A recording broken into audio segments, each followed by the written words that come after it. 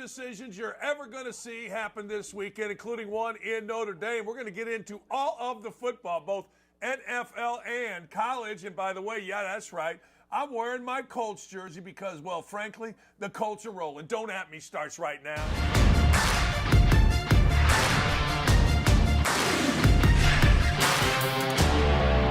Good morning. This morning it is a beautiful Monday, and Don't At Me is rolling. Let's get right into it. Ohio State, Notre Dame. Look, Brian Kelly caught a lot of hell. He did.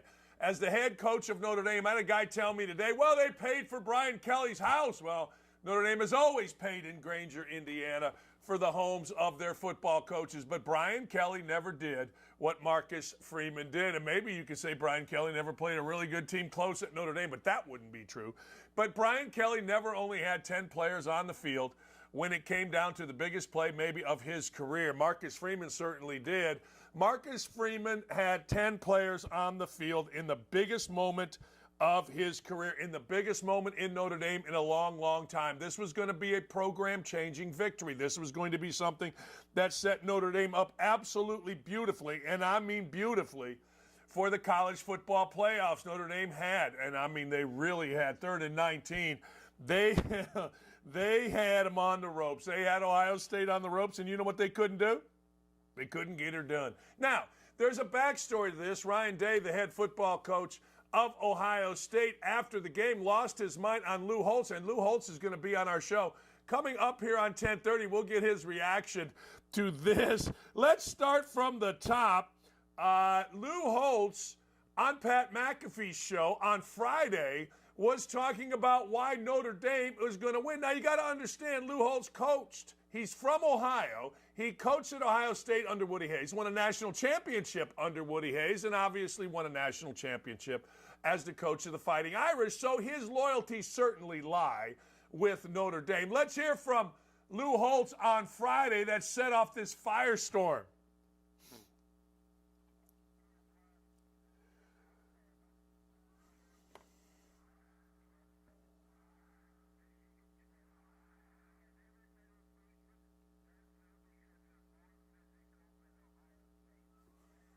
Approach. Well, that was Lou Holtz on the Pat McAfee show. Basically, what he was saying was that Ryan Day and Ohio State are soft. So, Ohio State goes in 3rd and 19, McCord, boom, down to the 1, time running out, only 10 players on the field. Why was it so hard to score against 10 players? I don't know, I'm just saying. But Marcus Freeman said, well, I didn't want to run a player on there and get a penalty. I couldn't afford a penalty. What? You're on like the half-yard line. What's 6 inches? Who cares? It was the dumbest coaching decision. Don't at me about race and all the other crap. I'll get into that in a minute. Well, here was Ryan Day's reaction on NBC Sports postgame. What he said about our team, I cannot believe. This is a tough team right here. We're proud to be from Ohio, and it's always been Ohio against the world, and it'll continue to be Ohio against the world. But I'll tell you what, I love those kids, and we got a tough team. When's it ever been Ohio against the world? But I'm all in on Ryan Day doing that. Then Ryan Day was not going to let it stop. He wasn't. Listen to this in the postgame. I've been emotional. Team will tell you that for the last couple of days. When I started hearing some of the things that we're saying, first off, it's not true. I don't know where people get off just saying things. It really upsets me. Put the film on. People make comments, and they don't watch film. Our guys are tough. They're physical. They do. They get after it. And they did again tonight. And you said that was Coach Holtz? Yeah. Yeah, it was. Front row, Tim May on 3. I don't know where he gets off saying those type of things. I don't. I mean, I have some other things I'd like to say too, but I'm not going to say that because I'm more respectful than he is. Well, those things would include, I'm sure, whether Coach Holtz, whatever. Coach Holtz is going to join us coming up. But, hey, it's Coaches Gone Wild weekend. It really is. Deion Sanders got his brains beat out. I mean, got the hell beat out of him. And here's my problem with both of these things. Like, Freeman was a complete dummy. You got to put the player on the field. You can't play the biggest play of your career with 10 guys on the field. I'm sorry, this isn't soccer where you get a red card and you got to play him. The penalty would only have been that much. Now, maybe the penalty would have made a difference. I don't know, but not as much as having 10 players, not 11, on a football field. And Freeman came in and he started BSing about it. It's really funny. Everybody is afraid to criticize Marcus Freeman because he's African-American. I mean, we can say whatever. Same thing with Deion Sanders. I saw this. So Deion Sanders gets his brains beat out, and everybody's got to defend Deion Sanders. Oh, my God, Robert Griffin III called Danny Kanell a racist, not in those many words because Robert Griffin's kind of a clown. But anyway, everybody's racist for criticizing. Look, it has nothing to do with the race of the coach. It has everything to do with sports. Sports is interesting. Sports is fun. You don't have 10 guys on the field. It should never happen. It did. It shouldn't. That's not one of those things that happens. Getting your ass beat like Sanders did, particularly in your first year as a head coach, that's going to happen. That ain't no thing. And particularly when you're going into Oregon where, well, frankly, they have one hell of a football team and probably the Heisman Trophy winner, or at least one of two, Bo Nix and Michael Penix. And, ladies and gentlemen, you and your team have talked so much crap about other coaches. Now, Sanders says he doesn't talk about other coaches, but he certainly did in his locker room about the mother of Norvell. Jay Norvell, the coach at Colorado State, brought his mother in. He certainly did about the defensive coordinator, the head coach at Nebraska, the offensive coordinator at TCU. That's all Sanders does. Sanders wins, and then he talks that smack. Well, guess what? Dan Lanning won, and he talked that smack. Let's hear it. Not flash, rooted in substance. Today, we talk with our pads.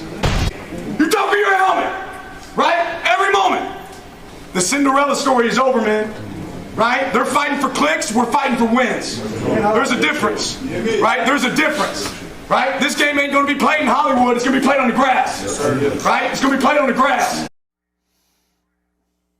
Yeah, I mean, look, but you better be careful because the African-American kids on your team really like Deion Sanders and probably most of the white kids on your team. So be careful about gloating too much. Here was Sanders' response, and Sanders is completely full of crap here. Go ahead. It translates in practice. I don't say stuff just to say it for a click, contrary to what some may say. But, I keep receipts. But I'm serious. I analyze and I understand what we're up against and what we have and what we need. One thing that I could say honestly and candidly, you better get me right now. This is the worst we're going to be. You better get me right now. Now somebody, I got messengers. God bless him, though, man. He's a great coach. He did a great job. God bless him. He can take their shots. They won. I don't shoot. I don't do that. They won. Yeah, I don't shoot. That's complete crap. That's all Sanders does is shoot. I mean, let's be honest. Yes, God bless him. He won. Take your shots. I keep receipts. Blah, blah, blah, blah, blah. This is the worst we're going to be. Okay, fine. That all may very well be true. But the idea that you don't take shots is full of crap. That's all you do. That's all you do. You beat TCU, and guess what? The offensive coordinator disrespected my son. Okay. You're in the locker room after beating Colorado State with your mother, talking about how Jay Norvell disrespected his mother. That's all Sanders does. You beat Nebraska, and your kid is out there showing his watch saying Matt Rule disrespected us. That's all you guys do. And win. You win. And I love it. I do. So many people are afraid to say anything about Deion Sanders because it's race. It ain't race. It's sports. In sports, when you talk that talk and you get your brains beat out, people are going to bring stuff back on you. And look, good for Sanders. The idiots in the media are going to sit there and say, yeah, man, Sanders doesn't talk. Yeah, he does. That's all he does. What are you talking about? See, we have a tendency here on our show to keep things, 100. All right, let's go to the next coach gone wild. Some guy named Jay Dickert is mad at ESPN and Lee Corso. Now, Dickert beat a very good Oregon State team with Washington State. Remember, Washington State and Oregon State are the two teams that, quite frankly, got nowhere to go except the Mountain West. The Pac-12 is over. These two teams are out, but it's a hell of a game. And Dickert's team win. Coach has gone wild continues. there's a lot of noise out there. I mean, I caught something this morning, and I was just watching Game Day, and Corso comes on and he says, the no one watches bull. And I don't really understand that. What's the merit once again? Because the facts say people watch the Cougs. And the people watch the Cougs more than every team that's left over in the Big 12. Okay, so Coach Corso, he's at the point now where they give him the sheet and he reads off of it and they try to make a joke, but it didn't even make sense. Okay, it's well documented what ESPN has done to try to, get our league into where it's at. And I would love to have a conversation with Coach Corso about the value that he sees in breaking up the premier West Coast Conference. Okay, and I'd also love to have a conversation with Coach Corso about how he thinks, student athletes and mental health and flying them all over the country is a positive thing. I'm open to those conversations. There you go. And he's right. Corso, look, I feel bad for Corso. You know what I mean? I don't know. To me, Corso is he's a great guy. He's a horrible coach at Indiana, but maybe everybody's a horrible coach at Indiana. But I guess he's right, this coach. I'm sorry.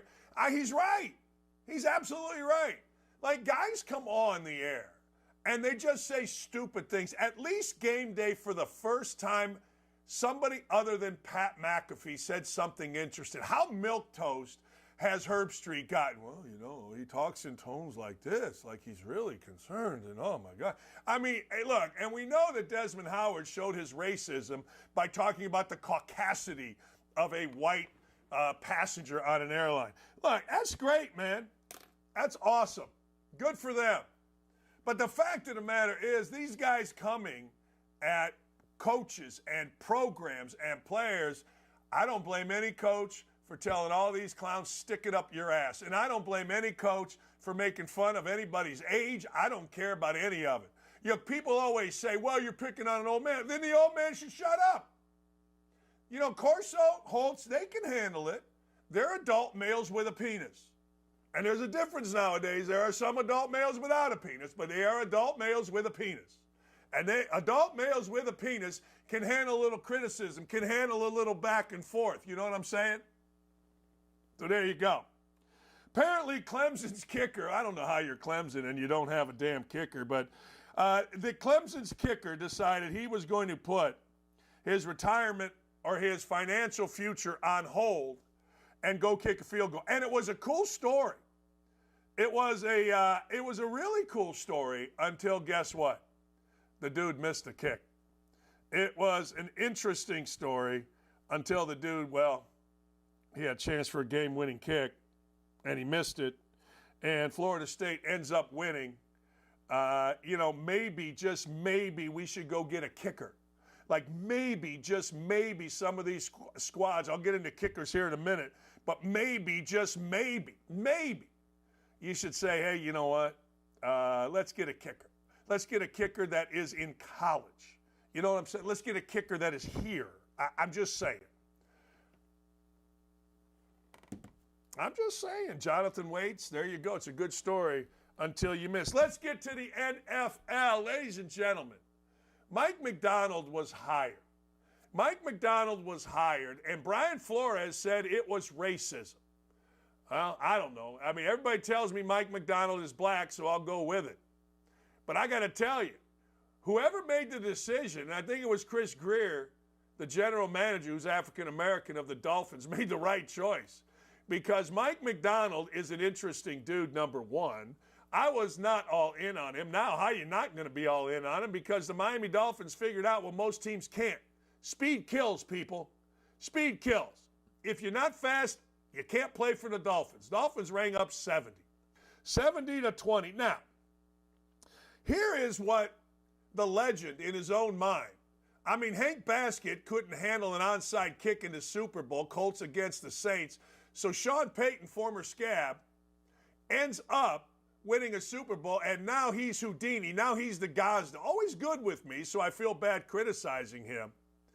But Sean Payton came in and was completely unprofessional about Nathaniel Hackett, the previous coach of the Denver Nuggets.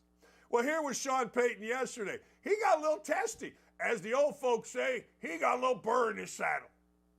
I know that you said it's embarrassing, but this is kind of an historic game. I mean, it's the I'm aware. third time the team has scored 70 points over 7. What's the question? I mean, What's the how do question? you feel about it being I just finished telling you. historically embarrassing? Next question. Man, writers are idiots. I mean, I'm sorry, but writers are idiots. You know, they want to set the narrative. Well, this is the most embarrassing. You don't think the guy knows it's the most embarrassing? So this idiot writer has to tell everybody. This idiot writer has to go, well, you know, I'm going to tell everybody. I'm going to do blah, blah, blah, blah, blah. I mean, what do you want the guy to say? He knows he got his ass kicked, and he should get his ass kicked. When he said about Nathaniel Hackett doing the worst coaching job he's ever seen in the NFL, well, I got to tell you, no one scored this many points since the 60s. Now, if you're my age, the 60s don't seem that long ago. Although 1969, I was only 7. The only thing I remember from it was going to opening day at Wrigley, leaving early. My dad got an apple dropped on his toe and split his toe in half, and Willie Smith hit a grand slam while we were on Lakeshore Drive. That's the only thing I really remember. I mean, I was only 7, born in 62. I didn't do the hashish. I didn't get on the crack pipe. You know what I'm saying. But anyway, this is since the 60s, a legendary game, 73-0. The Redskins, the Bears, I mean, it was nuts, apparently. I don't remember it, but, you know, I know the score. Next thing you know, last night, the world's greatest coach, God's gift to coaching, can't hold the Dolphins under 70? 70-20. The biggest beatdown since Noah was building an ark. The biggest beatdown since I had hair. The biggest beatdown since I was considered skinny. That's a long time ago, people. That's a hell of a beatdown. And I got to tell you, made my heart good. Not because I dislike Sean Payton. I like Sean Payton. We had his daughter on our show. Thought she was great. They're from Morocco, Indiana, which in my world, everybody will tell you it's in northern Indiana. I grew up in way northern Indiana. That's kind of southern Indiana, but I digress. Over 300 yards passing, over 300 yards rushing. I don't know what else you wanted them to do, but I got to tell you. For an overreaction on a Monday, woo, baby. That's best team in football. When you can do that to somebody, you're the best team in football, or at least potentially the best team in football. Hey, Chargers and Brandon Staley tried to lose it. They went for it 4th and 1 on their own 21, got stuffed. And then Kirk Cousins, who everybody loves because of that quarterback show, seems like a real dude. He went and screwed it up, threw an interception in the end zone. So good for Brandon Staley. My friend Doug Gottlieb tells me that the San Diego Chargers have a hell of a roster. The Los Angeles Chargers have a hell of a roster. I'm keeping my eye out for them. Packers dropped 18 points on them in the 4th quarter to beat the Saints. Now, full disclosure, illegal hit, cheap shot. The Saints quarterback, Derek Carr, out. Next thing you know, Jordan Love rallies him. Here's what I like about Jordan Love. Everybody around the Packers seems to love Jordan Love. Everybody around the Packers talks great things about Jordan Love. Everybody from linemen to media to everybody seems to think that this kid's the real deal, and I got to tell you, I'm all in. I'm all in on Jordan Love. I don't want to be. I grew up a Bears fan, did not like the Packers, hated when John Brockington used to run through the line and just kick the living crap out of the beloved Bears, but I also got to tell you, Jordan Love seems like a cool cat. Man, he's the opposite of Trey Lance. Remember? High draft choice, brought into a situation, sitting for a minute, Trey Lance bottomed out. Jordan Love is just getting it done. Good for him. We're going to talk to Chad Withrow about this. I don't know what's going on with Mike Vrabel and the Titans, and I don't like it. Here's the main reason I don't like it. December 3rd in Nashville, at my golf outing, Mike Vrabel donated 4 field passes and 4 sideline tickets. My brother bought the auction, spent a lot of money. I want Vrabel to be there. I want them to use these tickets. And I like Mike Vrabel. How about Mike Vrabel donating a bike? Mike Vrabel donated those tickets so that we could raise a ton of money. I want Vrabel there, damn it. I want him there. I do. I do. Man, it's unbelievable. They got embarrassed. Tannehill can't play. They seem to be dysfunctional. Oh, by the way, did I see where they signed DeAndre Hopkins? Interesting. Anyway, long story short, here's the deal. They got embarrassed. The Browns got right. All of a sudden, Deshaun Watson looks like he might be the Deshaun Watson of old. I hope not, because he's a predator. Anyway, there you go. Gardner Minshew. Minshew mania. Matt Gay mania is what it should be. The Colts win, but it's bigger than that. 4 field goals over 50 yards. The Colts never, ever, ever beat teams like the Ravens. Colts aren't tough enough. Now, I know what you're going to say. The Ravens had 8 players out, 8 starters. There's only 22. I get it. I do. I get it. But the fact of the matter is the Colts could have lost that 100 different ways. And it seems like the Colts, I don't know, seems like the Colts may have an adult. Do the Colts have an adult coaching football for the Colts? That would be odd. You know what I'm saying? That would be very odd. But guess what? Deion Jackson fumbled twice. He got cut. A corner named Baker got burned. He got benched. You never saw this with Pagano. Ever. You never, ever, ever saw this. You never saw this with Reich. By the way, Frank Reich's like 1-13 in his last 14 games. I'll get to that in a minute. But the truth of the matter is, the Colts might have Sack. Now, everybody was telling me, well, you got to get Jonathan Taylor back. NFL players, NFL owners, GMs, presidents, vice presidents, coaching, assistant coaches. Everybody seems to understand what most don't. And ladies and gentlemen, that is the running back position ain't that important. You can substitute different guys in as long as they are fast, quick enough. Well, case in point yesterday, Zach Moss against the Ravens. The Ravens went for 122 yards. Who's Zach Moss, you ask? The guy replacing Jonathan Taylor.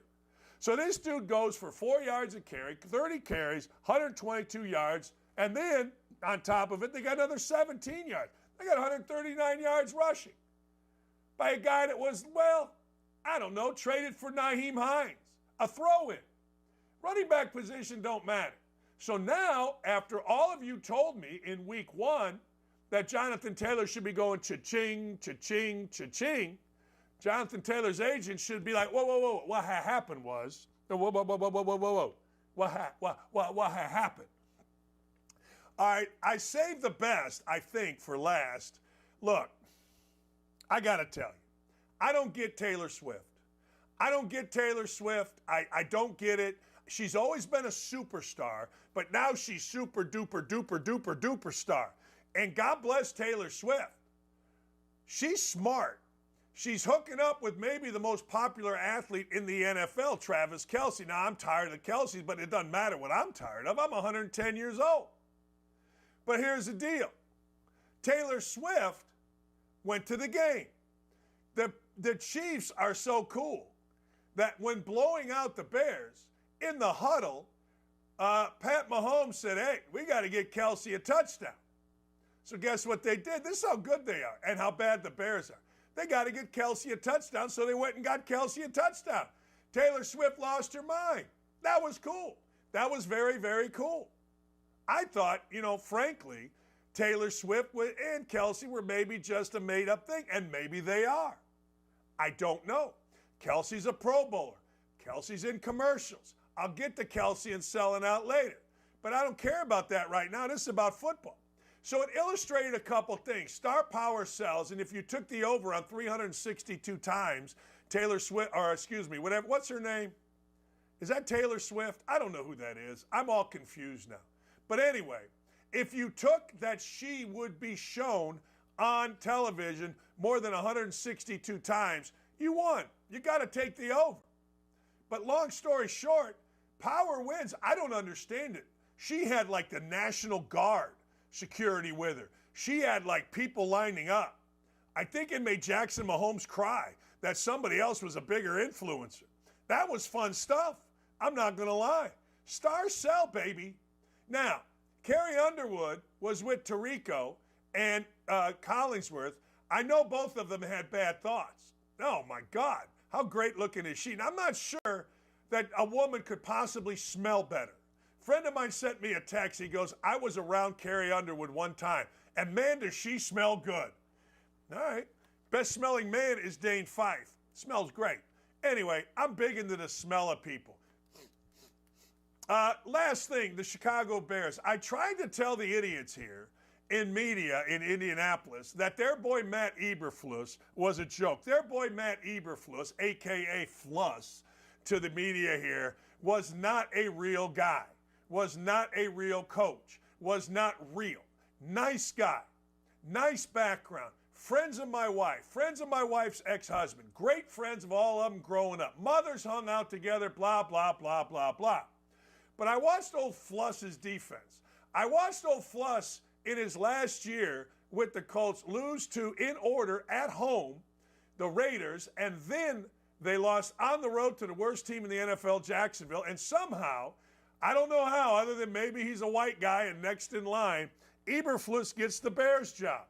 The difference between, McDaniel, what did I say? Don't know. Anyway, the difference between Eberflus and Ditka is like the difference between this shirt being blue and this shirt being white.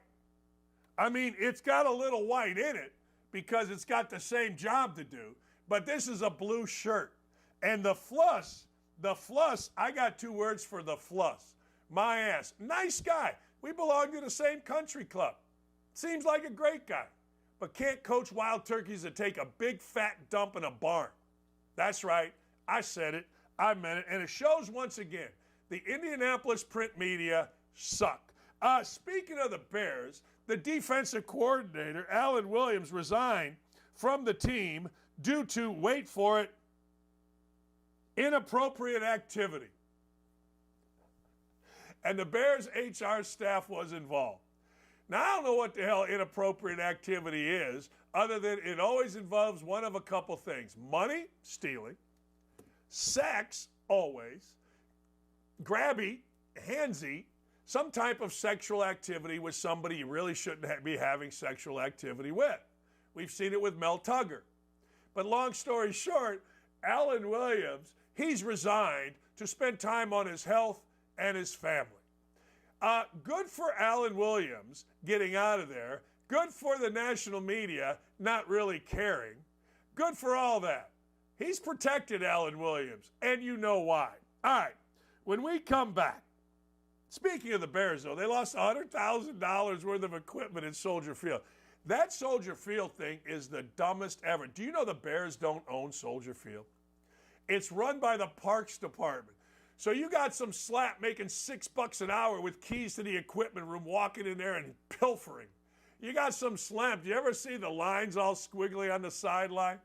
That's Soldier Field. It's done by the Parks Department. Can you imagine a groundskeeper at the Chicago Parks Department? What he gives a rat's ass about? He just trying not to get shot. Damn. Anyway, long story short, here we are, ladies and gentlemen, and I'm loving this show today. Chad Withrow, who's the Heisman Trophy frontrunner? Those of you in Indiana, does it pain you? Does it just pain you to see Michael Penix? Holy hell. Auburn, how about Bo Nix? You gave Bo Nose a chance. You gave Bo No, whose father was a legacy, a player, a good player at Auburn, and here he is. Here he is in Oregon, leading the world in everything. Man, Caleb Williams, I'm tired of you. I watched you the other day. You're sulking on the bench. Grow a pair. You ain't that important. I know you're the greatest quarterback of all time, but so is Trevor Lawrence, and frankly, right now, he stinks. We'll be right back with Chad Withrow. Top of the hour, David Wells pulled no punches. He had the perfect game with the Yankees. He pulled no punches on nothing. And then Lou Holtz joins. Oh, baby, we got a show. Stay right here. Chad Withrow next.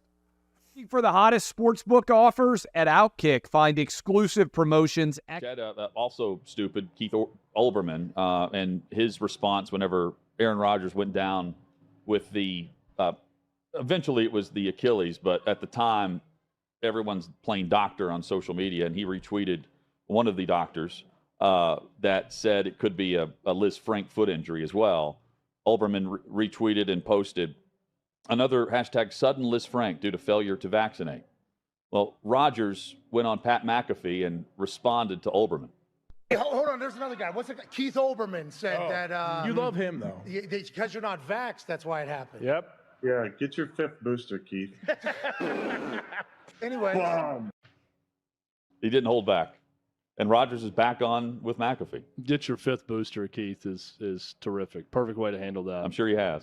Aaron Rodgers said a lot in his hit on McAfee, too. He said, don't expect him to be on the sideline anytime soon with the recovery, but that he's hoping to get up in a booth. And he said, he joked that I hope they give me a headset so I can at least give a few plays, call a few plays over the game with what I'm seeing. Seemed to be in relatively good spirits given the circumstances. If he's on headset. But a great line about Keith Olbermann, who has just become a complete and total caricature. Yeah, and just a loser. I just don't understand. He's playing into it too. Keith Olbermann was a really good broadcaster and good at what he did on SportsCenter, and now he's become a cartoon, and I don't get it. Yeah, and then last season, not requiring it. The season prior, you've got Rodgers who was inoculated, and Olbermann was leading the charge against him, and then soon after, the league stopped. Hey, good for McAfee bringing it up on a network, by the way, that got sued by Sage Steele because she sued them about speaking out against vaccinations. That's right.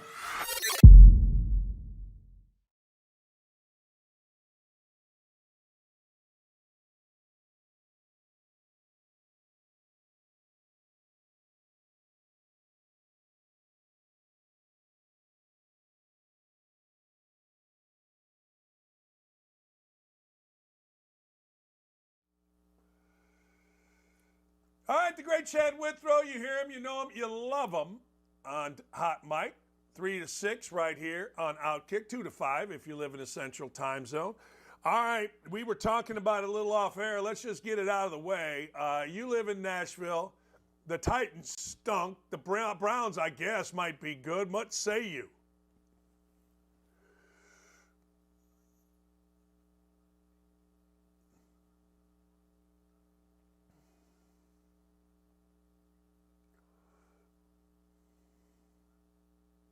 Yes. Yeah.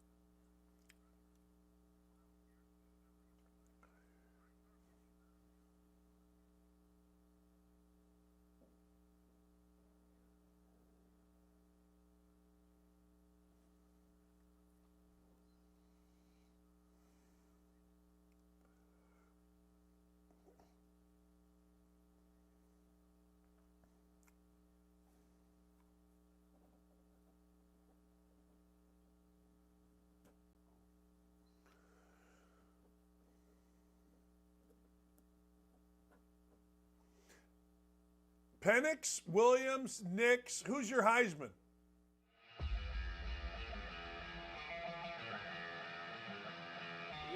Welcome into OutKick the show. I am Clay Travis, your fearless leader. I am going to continue to argue that sports is one of the great unifying forces in all of American life. ESPN is a sinking ship. Democrats are now the party of the white, woke college graduate. We live in a land of participation trophies. You gotta lean into the turns. You really gotta lean into the turns. Very difficult to go back-to-back years in the NFL with the number 1 overall pick. Is it fair for people to be upset with Barbie? I've been out of LA long enough to have forgotten that libs, no matter how ridiculous the scenario, are gonna live. What have you seen firsthand of how this has affected you in the plant and your fellow employees? Under Joe Biden, the Taliban has retaken Afghanistan. Putin has invaded Ukraine. So if there was ever a time for freaking aliens to inhabit and conquer Earth, now would be that time. Man, the level of stupid that sometimes gets on our YouTube chat just gives me a headache. You're born a male, play with males. You're born a female, play with females. Don't at me about it. The American people are being cheated. We, ladies and gentlemen, are being cheated. There's no doubt in my mind he could have caught the ball in his back pocket if he'd been running. Blowing a lead and losing a game is 100 times more lasting and painful in some clubhouses than losing the game 15-0. And we were able to see you guys on the ground with your signs supporting. That was huge. They were saying, oh, it's only 1 or 2. That's rubbish, and we all know that's rubbish. Once those trans-identifying males were able to succeed, it just encouraged others.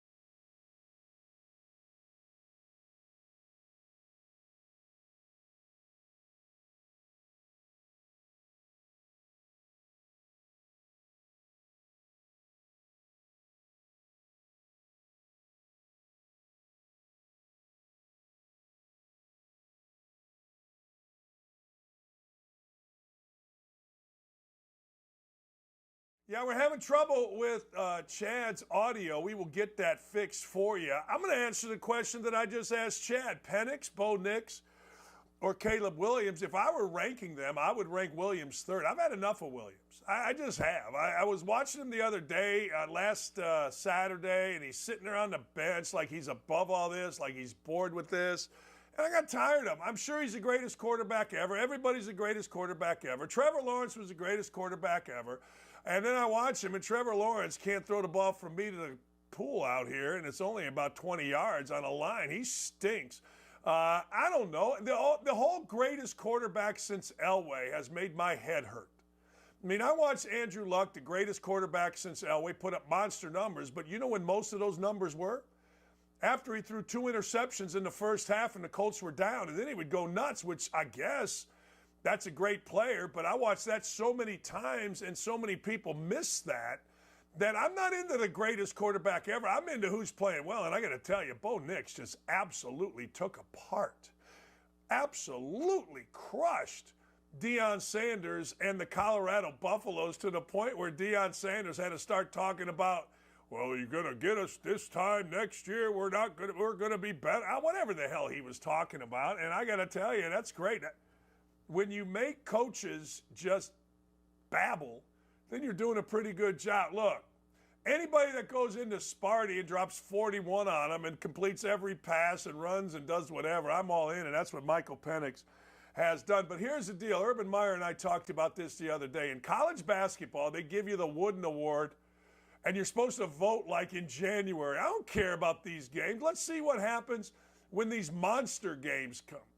Is Chad better? Is Chad good? Let's see what happens when these games start getting serious, rivalry games, that type of thing. I get it. It's great to have great performances early. No question about it. Sets you up for a fantastic season.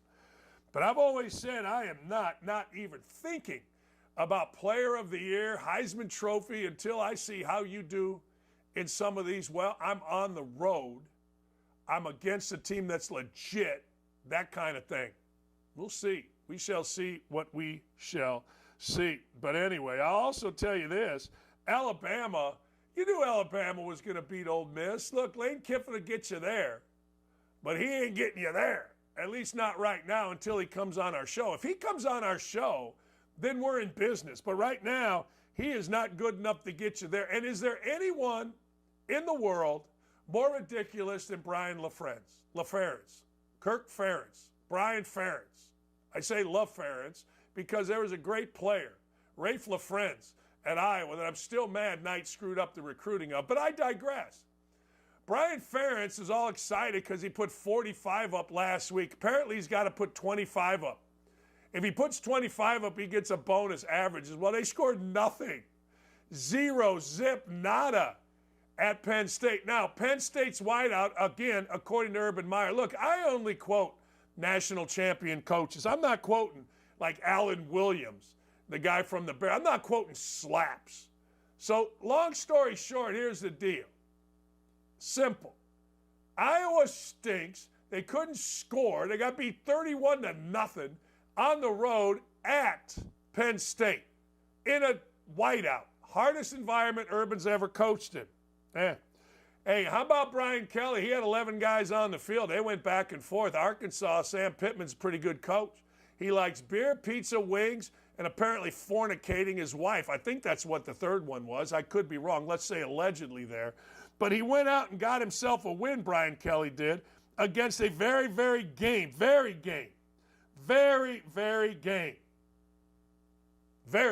Arkansas team. Look, you win a game in the SEC, you know what? You celebrate, you get better, and you move along.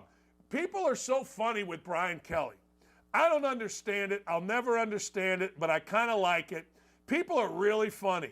Brian Kelly's the bad guy, and Marcus Freeman's the good guy. How about Marcus Freeman get 11 guys? How about he get 11 guys on the field in the biggest moment of his career? Is that possible? Can we do that? I don't know. It seems like that should not be that big a deal. It seems like Marcus Freeman or someone on his staff, Al Golden and others, should have been able to figure out, hey, look, hold on here. We're going to have 11 guys. There's only 22 guys on the field. There's only 22 starters. And let me backtrack on that. Hey, look, Colts fans, Colts haters that are crushing me for being positive on the Colts because they won against the Ravens. Well, guess what? Yeah, I know the Ravens had 8 starters missing. But those other guys, those backups are on scholarship. Yeah, I know the Colts had to rely on field goals. Okay. But let me tell you something.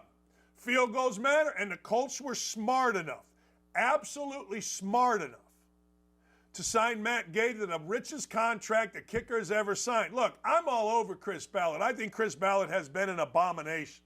I think Chris Ballard has been the worst general manager during his time in the NFL. If he's been in the NFL from the time he started until right now, he's been the worst general manager.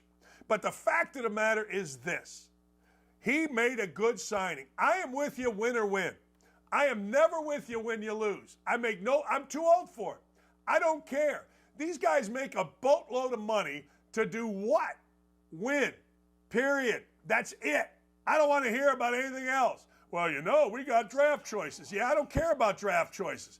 I don't care about any of it. You win or you go home in my little world, and that is my world. And if you disagree, good for you. Then we'll agree to disagree. But I ain't changing that stance because I got to tell you, you win, I'm with you. You lose, I do not care. Mel Tucker, here's a shocker to you. Mel Tucker apparently lied to investigators. Well, duh. When people came in to interview the old Tugster, Mel Tucker decided, I am not going to tell them the truth. Okay, well, good for you. I'm not surprised by this. I don't think anybody's surprised by this. If you were going to lose $79 million, $79 million, wouldn't you lie about it? Wouldn't you make, I don't know, some kind of, story up? Apparently, Tucker made a call from Naples, in which he was accused of baiting fish and making, of course, unwanted sexual comments to Brenda Tracy. Yeah, everybody acts like Brenda Tracy is this pure poly, purebred. My ass. A prominent rape survivor and activist. Okay. All right. Yet, when the Tugger met with university investigator for his interview in the sexual harassment case, he insisted the trip was not work-related. Apparently, it was a claim that the investigator said, well, that's crap. All right. Hey, what are you going to do? He made false statements repeatedly, misled about basic facts, location during the phone call, date it occurred. Okay. But I got to tell you something else. The USA Today is reporting this. I've been in a lot of stories with the USA Today. Not one has ever been true. Zero. Zip. Nada. None. They've never, I'm not saying they weren't partially true. I'm not saying they didn't get certain facts right. But if you're going to base your opinion on the Tugger because of a USA Today column, are you insane? Are you nuts? You must be crazy. But anyway, they did, they are, and away we go. Hey, Percy Harvin was high as hell every football game he played. Really? Okay. Yeah, good for him. No, I don't know what to tell you. He's a great football player. Well, Urban Meyer should have stopped. Why? You all think that, I don't know, marijuana's good for you. Everybody tells me weed's so good for you. Weed ain't good for you. There's nothing good about it. And Percy Harvin, who was one of the all-time great talents, never really fulfilled all of it. I'm not saying he didn't do well. He did real well. I'm not saying he wasn't great. He was. But you're talking about, when you talk to football players, he is one of the great talents ever. Yeah, he was good. Seemed like he flamed out. See what I did there? He doped out. You know what? The list is long of dudes that doped out or drank out or whatever out. I ain't mad at him. It's only a small part of your life, this football thing. But the truth of the matter is, you know what? Good for Percy Harvin.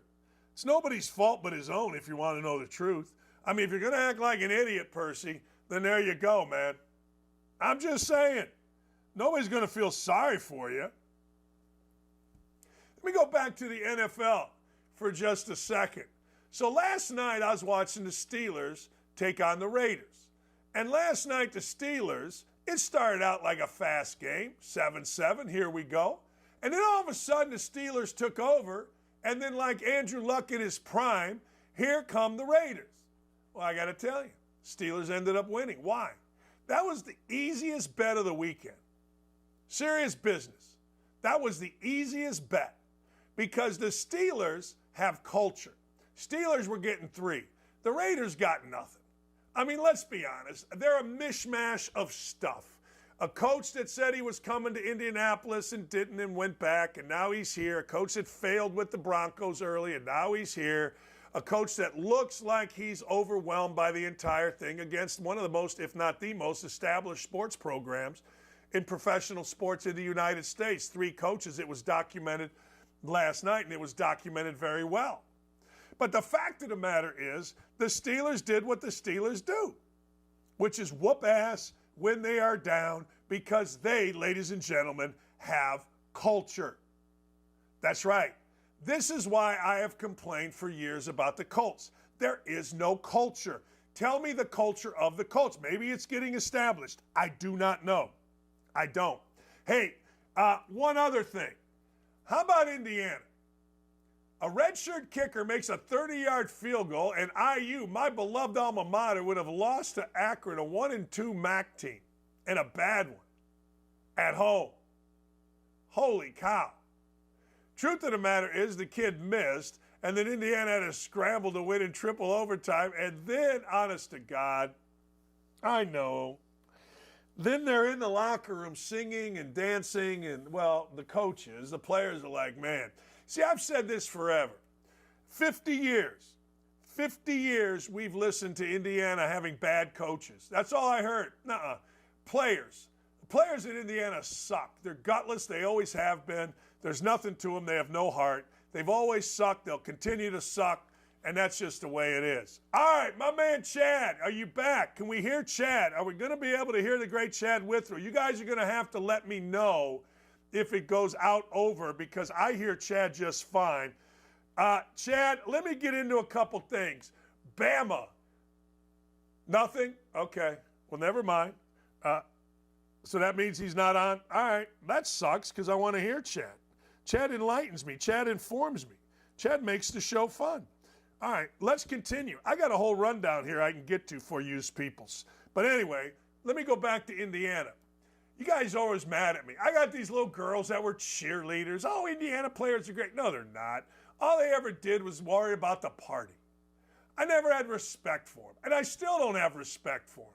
I don't have respect for them until they can figure out how to beat anybody. They had 1 year, and everybody lost their mind. You got to understand this about Indiana.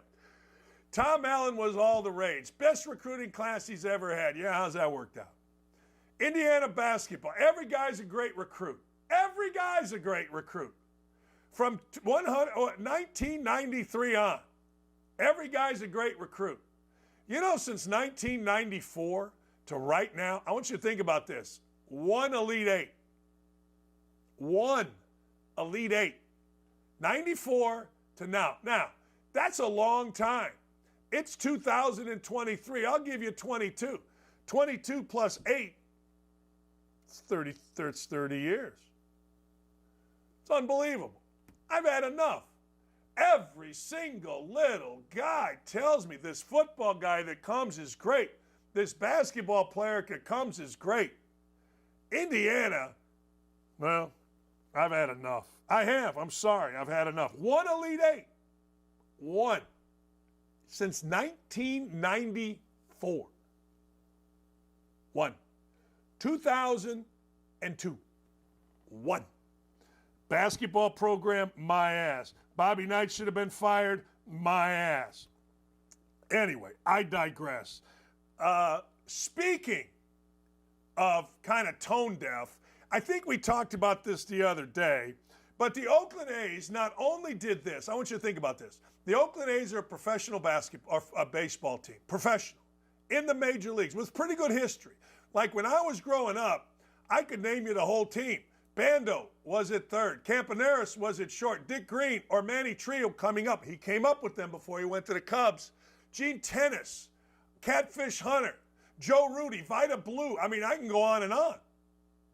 First pick in the Major League Baseball draft, Oakland A's, Rick Monday. I'm just telling you. But they're so stupid or ridiculous now, they literally have a rodent coming in their press box through the roof. They gave Miguel Cabrera an $80, $90 bottle of wine to celebrate retirement, and the dude is a recovering alcoholic. Nobody knows this? Nobody's like, hey, Camus is a really good wine, and if you got it for $90, you should have bought 100 of them because you can sell it for 125. I'm just telling you, Camus, good wine. But nobody had a thought like, hey, wait a second here. This dude is a recovering alcoholic. How about we not give him wine? How about we do the old stupid thing and we give him a rocking chair? Or for that guy, how about we give him like a fat belt because he's thick in the middle? Honest to God. All right, Joe Biden's opening his mouth. You know what that means, ladies and gentlemen. He's lying. He is. Joe Biden is going to tell us that he has been to every mass shooting site in the country. Here's Sniffin' Joe.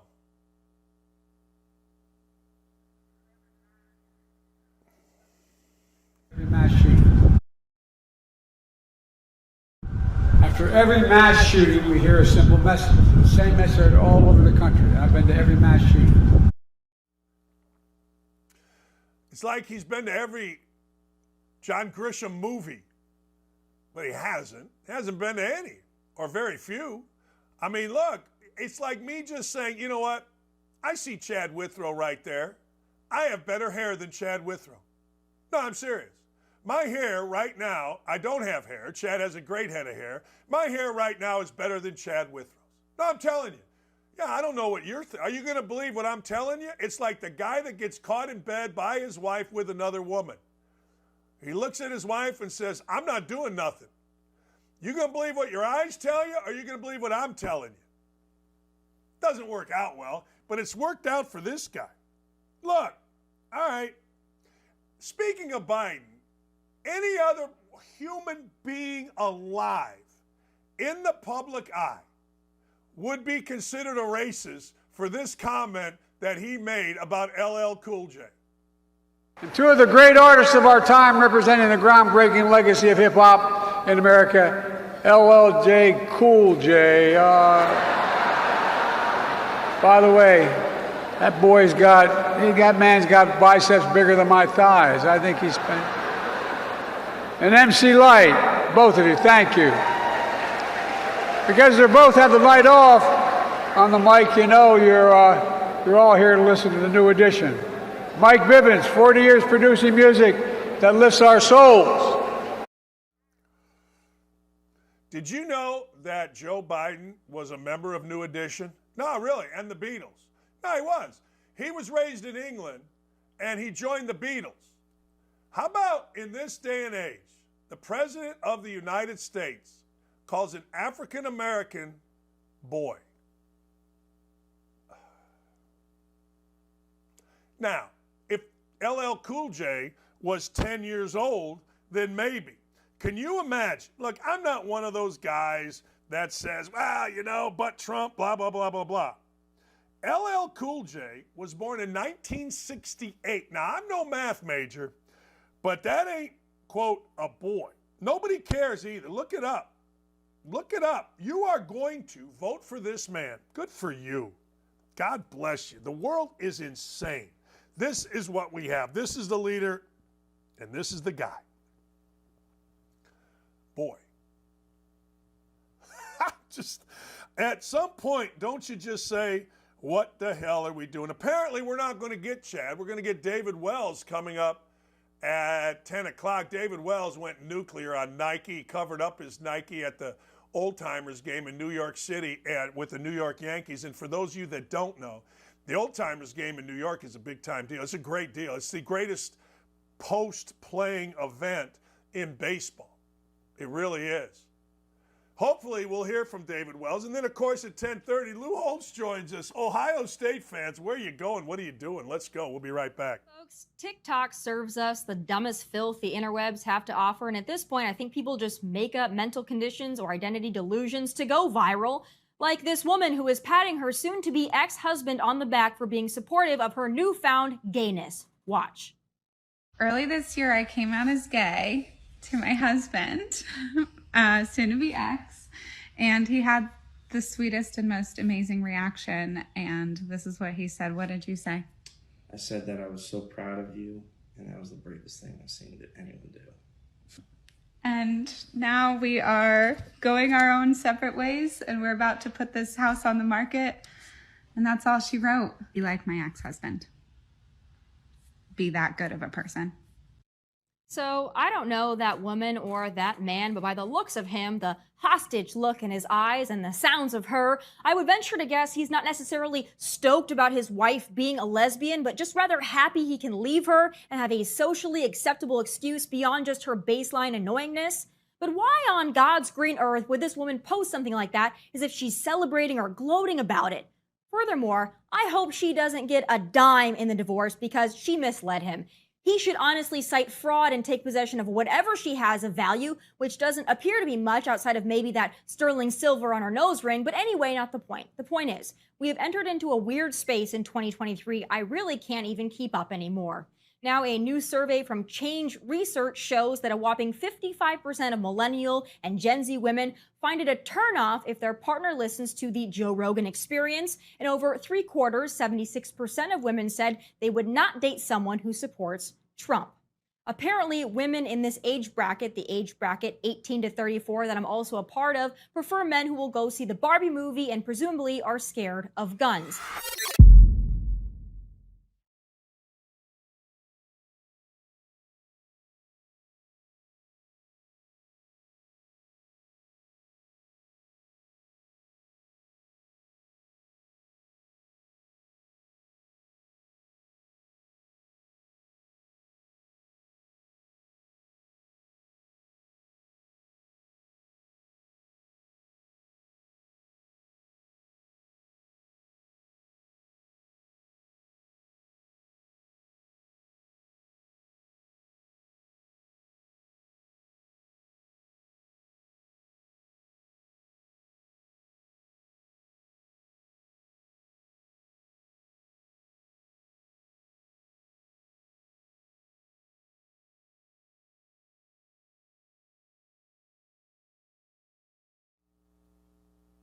Having some technical issues. David Wells on the wait. Lou Holtz hopefully coming up at 10:30. If not, we'll get to Coach on tomorrow. We're going to do some stock up and stock down here, ladies and gentlemen. I got to tell you, the stock up was easy, man. When you drop 70 points, as the Miami Dolphins did, you, ladies and gentlemen, are historic. 300 yards rushing, 300 yards passing. Everybody can overreact all you'd like. But the fact of the matter is, 70 points is what Nebraska football used to do early in the season under Tom Osborne. They used to do it against, like, Akron. Seriously. They used to do it, and you'd be like, oh, man, they're pretty good. Like, there was never a spread too big. You know what I'm saying? So there's a guy on the Dolphins. His name is Devon Ark-Ane.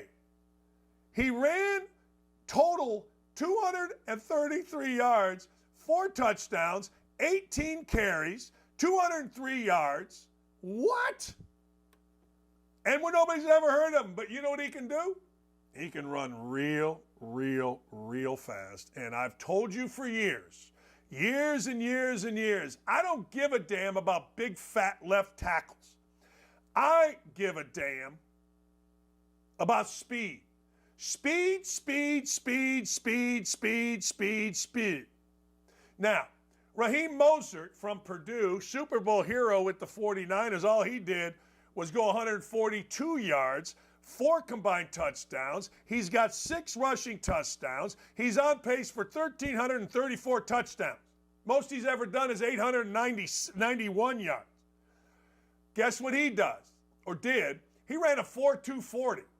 I think he's probably at 4.3 now. He's really slowing down. Tyreek Hill, must we?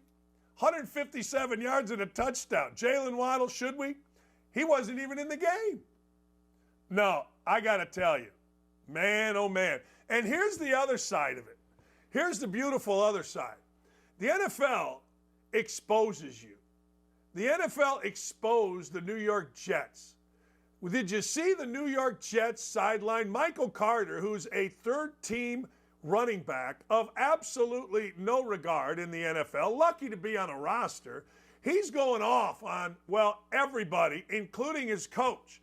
Now, if there is a nut, a sack behind the coach and the coaching staff, Robert Saleh, which I don't believe there is. I told you about Saleh when we saw him on Hard Knocks. He wasn't a real guy. He's more in line with Frank Reich, who's like 1-20 in his last 21 games, but I digress. If Saleh has any stones, he'll cut Michael Carter right now. Now, Garrett Wilson, who is by all accounts a great dude, went stupid on Zach Wilson. The idiot wide receiver we've come to know. We've come to love. Give me the ball, man. They don't give a damn about winning. They give a damn about their own crap. So stock up to the freaking Dolphins. Stock down to the Jets. See what I did there? I combined the two. My house bets are on fire. My house bets, I'm just sitting back, relaxing. My problem is I make other bets. But no bets matter except the house bet. Week 1, it was take Rutgers over, what's it called? Northwestern. It's 3-0. I can't remember the second bet. But this week, this one was easy. -6.5 is what I moved the line to. Michigan State. Yeah, that's right. Michigan State playing Maryland. The line was 7.5. I went careful. I moved it to 6.5, and I bet way too much money on it. Guess what? Hit easy. I'm 3-0 in house bets. Hammer came on, and he gave you Charlotte. Hammer came on, and he gave you a degenerate special on UMass, which only lost because it was overtime. But damn. The house bet's on fire. I've changed my betting philosophy. And what it is, I'm betting one big-ass bet a weekend, but I'm studying. So if I give you this bet, and certainly it's not going to hit all the time, but at some point, we're going to win a lot of money we already have. All right. Jordan Love. I love Jordan Love. Oh, that may have been the second week. Michigan. Can't remember. I love Jordan Love. I do. I love Jordan Love. Why do I love Jordan Love? Because he seems to be loved by his teammates, Again, I've said this before, and I'll say this again. Trey Lance and Jordan Love both were picked. Weird situations, right? Trey Lance, they moved up. They took him second with the 49ers. There was an established quarterback there. He didn't sit and wait, or he did sit and wait, but he kept getting hurt. Next thing you know, he's gone, probably out of the league in 2 years. This guy here got signed. Aaron Rodgers got all crabby. Next thing you know, he did what Aaron Rodgers did, which is sit behind a legend. Rodgers, obviously, with Favre. Love, obviously, with Rodgers. Next thing you know, here comes this kid. Down 17 going into the fourth quarter. He leads a massive comeback. Next thing you know, Jordan Love and the fellas win. God bless you. Good for you. I like the Packers now because I like this kid. I do. Stock down Marcus Freeman. Look, Marcus Freeman, I don't know what to tell you, man. I get it, you're a nice guy. I get it, you're the coach that everybody wants. I get it, everybody's telling me you've elevated the roster. I get it, blah, blah, blah, blah, blah. But you got to have 10 players on the field. I'm sorry, you got to have 11 players on the field. You had 10. And there's some discrepancy whether or not they had 10 players on for 1, 2, or 3 plays. I don't know. What I do know, frankly, is you can't do that. Al Golden, the defensive coordinator, is a longtime defensive coordinator. Head coach, did well at one place, not so good at Miami. See, Miami and Florida, you're just going to have to get Uncle Luther back. You have to cheat your ass off. Figure it out. Get all the stuff back. Get the rap music going. Get the rappers around. Get some coke in that place. Get some money, and let's go. But I digress.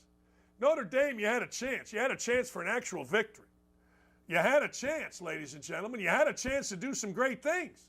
And next thing you know, you couldn't put a lineman in to put it right where the run went because you're worried about a 6-inch penalty? You're just stupid. I'm sorry. The players of Notre Dame deserve better than that. They did. Stock down also to people playing the race card. You play the race card because Deion Sanders got beat. You know what? That's on you. And Robert Griffin III, I'm looking at you. You got mad at Danny Cannell. You went, well, you criticized Deion because we know why. No, you don't know why. That passive-aggressive stuff sucks. You know what I mean? That passive-aggressive. All over the place. And I've had enough. Seriously, I've had enough. You know what? That's crap. It's sports. Truth of the matter is, you go to sports.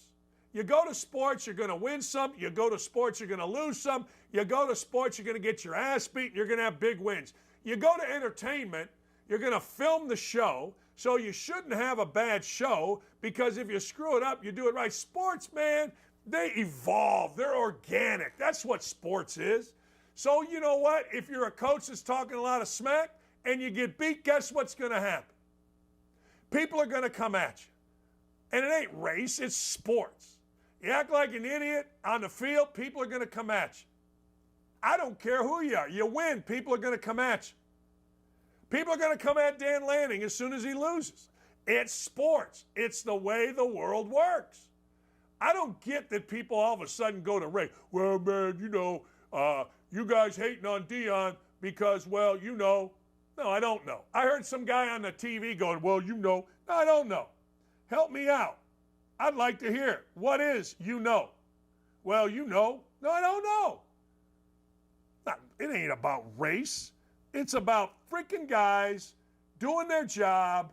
And then when you do your job, if you do it well, people praise you.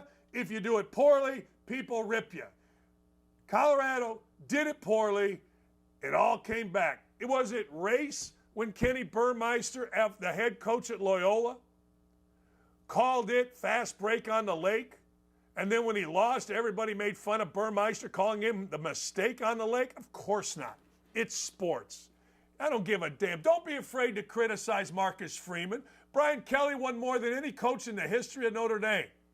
People still criticized him. He got him into the national championship game against Alabama. People still criticize him. Maybe that was racist. Y'all are full of crap with that racism stuff. Stick it. Marcus Freeman was the dumbest coach on the sideline on Saturday of every coach. And Deion Sanders got his ass kicked. Big deal. It happens. All right. There's a guy named C.J. Jackson. C.J. Jackson, listen to this. signed a 5-year, over $82 million contract to play cornerback for the Los Angeles Chargers. This clown apparently decided, I'm taking my money and running, because he was a healthy scratch. Now, I have a very hard time criticizing anybody named C.J. Jackson, because my son, playing at Ohio State, turned the ball over at Indiana late in a crucial time. I am like, oh my God, this is going to be horrible. C.J. Jackson hit a shot from about, 6 feet outside the three-point line. Not this C.J. Jackson, to win the game. I had a 10-hour drive that night, true story, from, I don't know if it's 10, whatever it was, from Bloomington, Indiana to Washington, D.C. to do a game at Maryland. Yeah. Got there at 7:30 in the morning, but the trip flew because C.J. Jackson bailed my son out. Well, I got to tell you, C.J. Jackson stinks. C.J. Jackson, 82 mil. Not even good enough to get on the field. And by the way, stock down to Xavier Howard, the cornerback for the Miami Dolphins. He got knocked up, not one woman, not two, not three, not four, but 4 women he currently has pregnant. Do you women have any self-control? Does Xavier Howard have any self-control? Does anybody have any self-control? Or are the women trying to get knocked up and he's just throwing it around like a farm animal? What are we doing? Seriously, what are we doing? And then this guy Howard has the audacity to criticize Sean Payton leaving Russell Wilson in there. It was one of the funniest things that I've seen. Xavier Howard, who has no respect for anything other than his penis, going into women and not smart enough to cover it up or do other things, and these women who have no respect for themselves just getting randomly knocked up. This dude's talking about respect of others, Xavier Howard. What an idiot. God, I love NFL players. God, I love the way they go about their business. We're all just supposed to sit here and talk about how great they are. Yeah, I don't think they're so great. I think they're kind of idiots. But anyway, that's just me. All right, Boomer Esiason. Boomer Esiason has some thoughts on what transpired between David Portnoy and the Washington Post. If you remember, David Portnoy exposed a criminally negligent woman named Emily Heil, who was a pizza reporter. He did it in a great way, Portnoy did, a.k.a. El Presidente. He did it by recording a conversation where Ms. Heil, the worst journalist in America, decides that she, after sending out emails to the sponsors of Dave Portnoy's incredibly attended Pizza Fest in Brooklyn, she lied about it, then went back to it, kept lying, and then said, hey, look, it's a journalistic move to go negative to people to get a response. Now, every journalism school in America decried this, said this woman's an idiot, and she is. She'll probably get a raise. Portnoy's event was very successful. Here's what Boomer Esiason had to say. The real question is, do you think Dave Portnoy has ever called someone who's advertising within the Washington Post and says, do you know what these people are doing behind the backs of everyone else? He called the situation an example of being woke. This is basically proof positive of what the woke aspect of this world is about right here. See, I don't think so. Woke is a part of it. But this is proof positive of what I've told you. The biggest dirtbags in media reside in the print media. I've had this happen to me. Dana Hunsager Bembo lied, found some little kid from Indiana Wesleyan to lie for her in a story about me. Greg Doyle couldn't have lied more. Community notes, I had no idea about Greg Doyle's affair with a woman in Charlotte. I did know about his other 3 affairs and, of course, his stalking a coworker, but I digress. That was in the story. Me and him talking about some woman in Charlotte I had no idea about. But guys lie. They get biased and they lie. The Indy Star, the Washington Post, the USA Today, you name it, they're lying. See, I don't think it's an example of cancel culture. I think it's an example of stupid people, arrogant, stupid people with a bias deciding, hey, by the way, this is what we're going to do. We, ladies and gentlemen, are bigger than you, and we can do anything we want. If you read the Washington Post, if you read the Indy Star, you're an idiot, and you're getting what you deserve. Back to the NFL for a moment. Remember I told you about Fluss? Remember I told you about Eberfluss? Remember I also, so everybody understands, I also said Justin Fields was going to be the breakout star in the NFL this year. I was a little bit wrong. So the Bears are 0-3. The first time since 2016, this god-awful franchise that's reverting to where it was in the 70s started 0-3. Let me give you, and this comes from my guy Nick, last 0-3 team to make the NFL playoffs, and I'm not talking about the playoffs, I'm just talking about 0-3 teams in general, not just necessarily the Bears. Bears got no chance. And Fluss here, which Zachy Kiefer, writer for The Athletic, loved. I mean, he was literally buying knee pads and doing things, well, you know. Anyway, 2.4%. That's it, 0-3. 2.4% make the playoffs. So it's a big game tonight for Joey Ballgame and the Cincinnati Bengals, and Joey Ballgame needs to have his ass out there. Anyway, I digress. 2018, the Tennessee Titans were the last team to go 0-3 and make the playoffs. But it gets even worse, of course. The Bears are a mess. The quarterback stinks. The quarterback last week was whining about the coaches. The quarterback got knocked senseless. DJ Moore did a nice thing and got him off the field.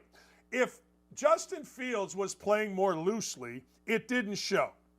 11 of 22, 99 yards, 1 touchdown, 1 interception. It took 9 possessions for the Chicago Bears to score a point. Right? I don't know what to tell you.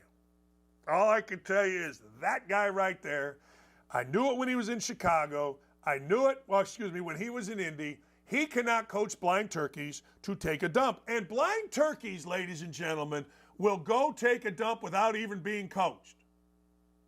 All right, let's not overreact to the Cowboys losing to Josh Dobbs and the Arizona Cardinals. Let's not overreact to that. Why? I don't really know. Well, I do. You know why?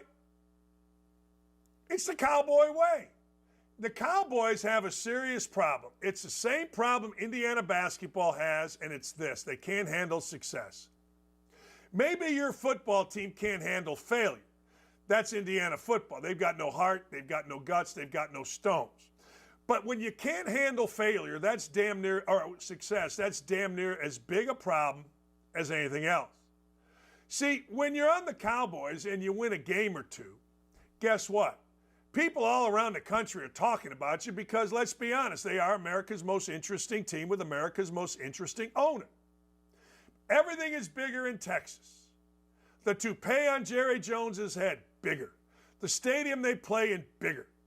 Dak Prescott's personality, not big, but bigger because it's in Dallas. So they go, and guess what? They get whomped. Not really whomped, but they get the hell beat out of them on the road by Josh Dobbs. Now, I didn't say Kyler Murray, the highly touted draft pick. I didn't even say Colt McCoy, the backup that they got rid of. They simply went and got beat by Josh Dobbs. All right. Well, as I said, ladies and gentlemen, this happens. It happens in sports. You get your ass beat. And I'll also say this. You can list, and I'm curious you do this. Give me the list of teams on the YouTube chat that the regular season doesn't matter. I'll give you 2. The Cowboys are 1. Purdue basketball is 2.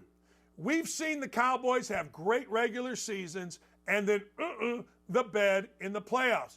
We've seen Purdue basketball win championships, do great things, and then the bed. historically, really, in the NCAA tournament. I'm just telling you, don't the bed, and nobody cares about any of this, Cowboys. You can lose everything. You can lose all the games you'd like, and nobody is going to care. They really are. If you win in the playoffs, Purdue can come in 6th in the Big Ten or 1st in the Big Ten, and nobody's going to care. Why? Because you got to win in the playoffs with these two teams. All right, I'm at the point where I don't believe players. All right, I don't believe players. No, I don't. I'm sorry, I don't. There, ladies and gentlemen, is now a report that Sauce Gardner claims Mac Jones hit him in the package. Well, if you're a football player, wear a cup. You're going to get hit somewhere. Now, the word on the street is Mac Jones hit Sauce Gardner in the balls on purpose. Now, Mac Jones got the hell beat out of him. C.J. Mosley slammed Jones to the ground. All right, what are you going to do? The Gardner, Sauce, shoved Mac Jones, and Mac Jones gave him a little butt nut tap. Hey, look, who hasn't, as an adult male in the world of sports, given another guy a little nut tap? Uwe Blount, 7'2", 250, gave me one at a party outside of our apartment. I then tackled him onto our Chevette. I tackled him and I was throwing hands. I'm like, you son of a, it hurt. I wasn't ready. He didn't know what to do, but he threw me off the Chevette.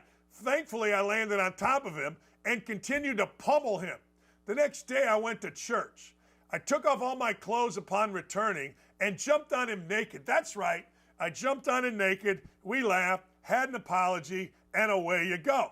That's just the way the world works. I don't know. Probably shouldn't be nut tapping guys in this day and age. And by the way, if you see me, look, I've had vasectomies. I've had infections in the vasectomy. I'm all juiced up on Viagra half the time. Don't nut tap me, because it's probably going to hurt. And I'm going to get mad, and I don't want to be throwing the hands with anybody. But I ain't mad at you, NFL guys, if we're going to throw hands over the nut tap. Hey, really? So Garrett Bowles is a guy on Denver. Garrett Bowles of the Broncos is distraught. He's been with the Broncos since 2017. And Garrett Bowles says, all I've ever done is lose. Seriously, all I've ever done.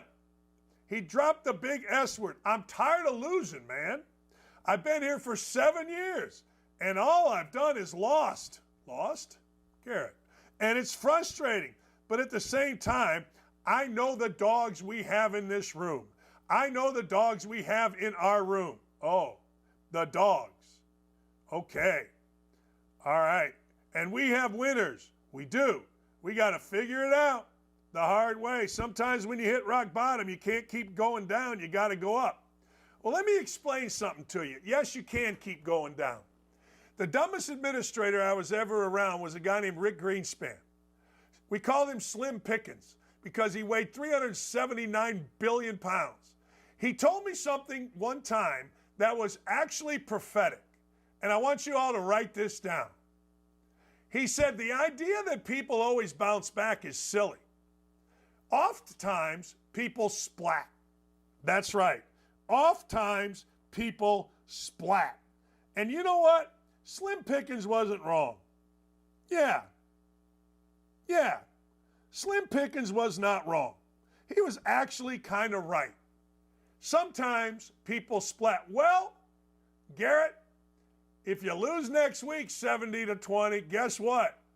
You went down more. If you lose next week 50-40, guess what? You're still going down. There is no floor for getting your ass beat.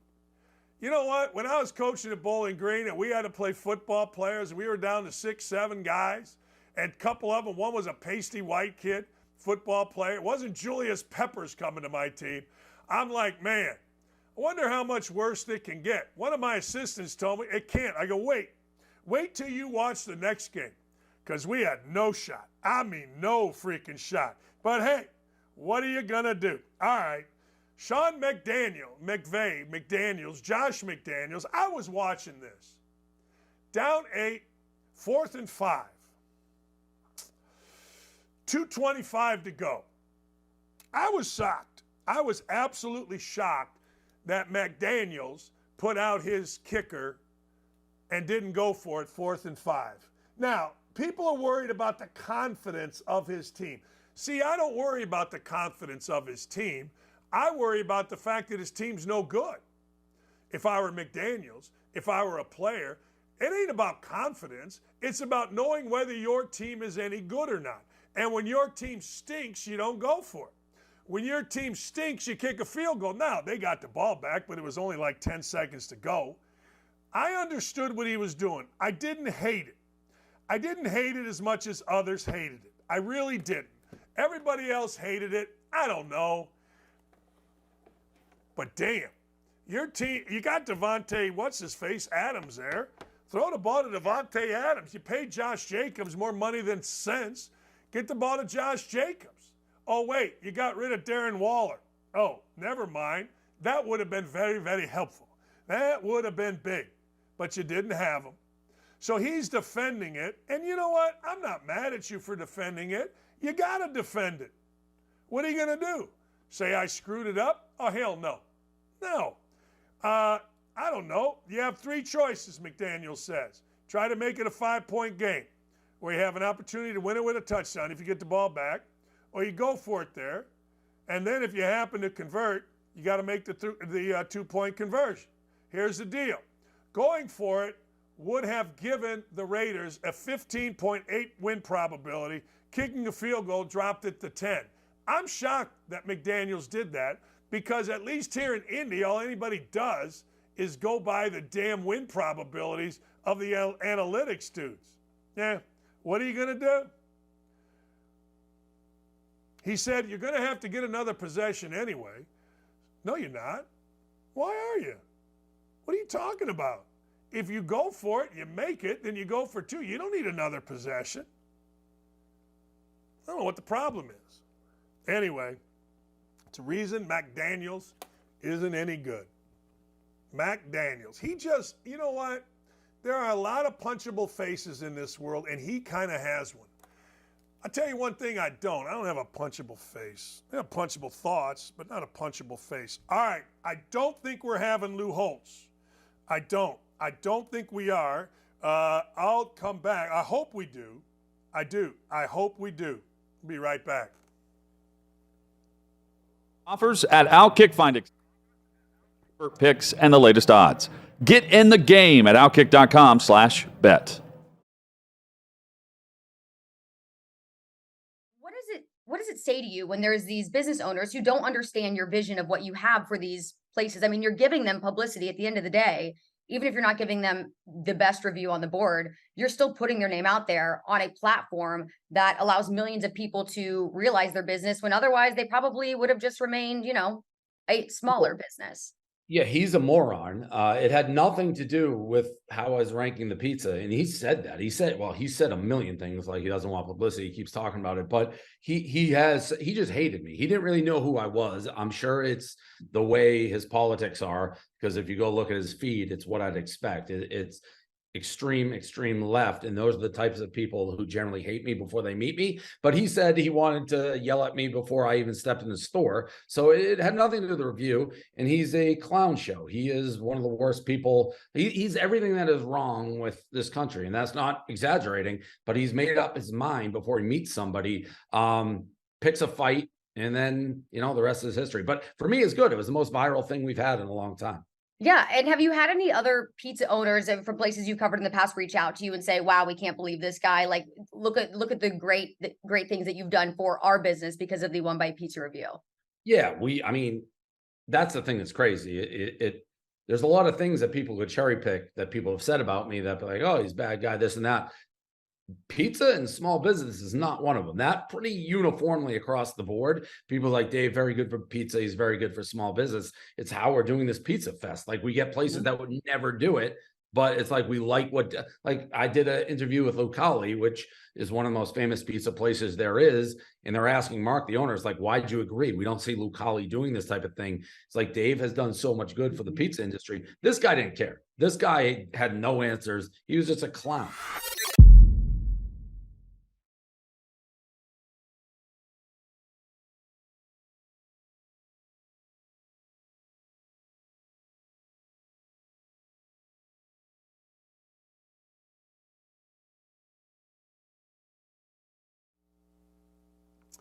Hey, welcome back. Lou Holtz is rescheduled for tomorrow at 10 a.m. My apologies if you've tuned in, but stay right here because our show is a lot of fun. Here's the deal.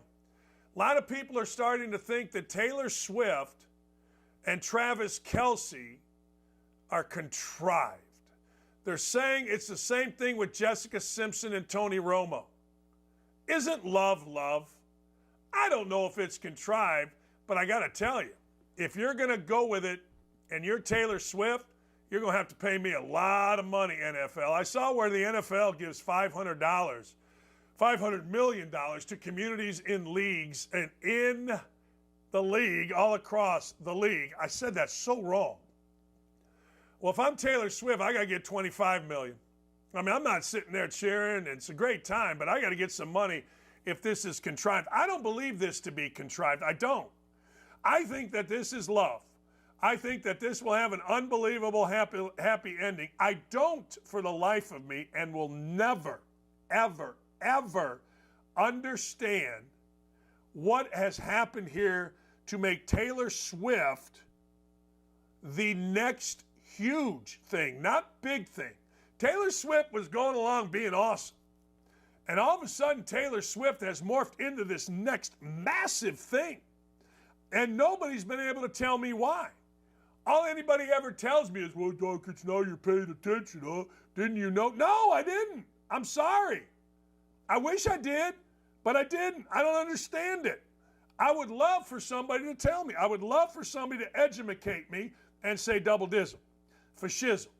Here's the reason right here. Here is the reason why Taylor Swift has become so big. I'm going to go to the YouTube chat, and I'm going to figure this out. All right, let's recap the story of the day, the game of the weekend. Notre Dame on the 1-yard line, playing defense. You can have 11. Notre Dame chose 10. Notre Dame chose 10, which means they were one player short. The coach says he knew about it, but he did not want to run another player on there. The reason he couldn't run a player on there was because Ohio State didn't run a player off. Had Notre Dame ran a player on there, or excuse me, had Ohio State ran a player off, Notre Dame could have ran a player on there. But when Ohio State did not run a player off, Notre Dame would have been penalized for running a player on. Now, that's just dumb. That's just dumb. I mean, I don't know what to tell you. It was this far away from a touchdown, so it would have been that far away. I don't know. And the ball went over the left side. And guess what? There was one player short on the defensive right side, the football team, Ohio State's left side. Pretty remarkable, really. But that's the way football goes sometimes, but it shouldn't go that way. Football is a tough game. The 3rd and 19 throw from McCord, fantastic. Notre Dame deserved to win the game. Ohio State deserved to win the game, but Notre Dame's coaches did not deserve to win the game. You cannot make that mistake. And one of the things that Bear Bryant, the legendary coach, always said, I spend game day figuring out ways not to lose, not for me to help my team lose, to eliminate me from making mistakes that make our team lose. And I swear to God, that's all I worried about. I worry about that like it's my job. I used to. I don't want to be the reason. I do not want to be the reason that we lose. I don't want to make the wrong call. I don't want to make the wrong play. I don't want to get a technical at the wrong time. Well, Marcus Freeman, he's protected. Nice African-American quarterback. So young guy, nice guy, very protected. That's Brian Kelly. It's nuclear today. Hell, I was at the Notre Dame-Michigan game when Jerome Bettis was playing for Lou Holtz. It ended in a tie. My then wife and I walked around campus, and I mean people screaming out windows about fire Holtz. This is Lou Holtz, who won a national championship. This is after he won a national championship. Now everybody's making excuses. Let me explain something to you. Notre Dame is not a job where you learn on the job. Notre Dame's not a job where you freaking win. The other big story of the day, and everybody can kiss my backside, that's talking about people being racist for criticizing Deion Sanders. Deion Sanders' team didn't compete. They weren't good enough to compete. Deion Sanders' team got blown out at Oregon. No real problem there. Colorado always gets blown out by Oregon. Well, let me explain something to you. Deion Sanders' team has talked about every single opponent after they've won. So let's hear, Dylan, from Dan Lanning talking about Deion Sanders after Oregon won. Rooted in substance, not flash. Rooted in substance. Today, we talk with our pads. You talk with your helmet, right? Every moment. The Cinderella story is over, man. Right? They're fighting for clicks, we're fighting for wins. There's a difference, right? There's a difference, right? This game ain't going to be played in Hollywood, it's going to be played on the grass, right? It's going to be played on the grass. All right. Good. Well, Deion Sanders obviously answered that in the press conference. Now, we're all supposed to genuflect to Deion Sanders, and I'll be the first person to tell you I think he's done a great job. It's the most interesting school, coach, team in college football. It just is. We're used to Georgia winning. We're used to Ohio State winning. We're used to Notre Dame crapping the bed. I mean, nothing new there. But Colorado being as good as they are is fun. Now, Deion Sanders is basically going to look at you and lie through his teeth at the end of this. Here's Sanders after the game. It translates in practice. I don't say stuff just to say it for a click, you know, on contrary to what somebody say. But I keep receipts. But I'm serious. I analyze and I understand what we're up against and what we have and what we need. One thing that I could say honestly and candidly, you better get me right now. This is the worst we're going to be. You better get me right now. Now somebody, I got messengers. God bless him though, man. He's a great coach. He did a great job.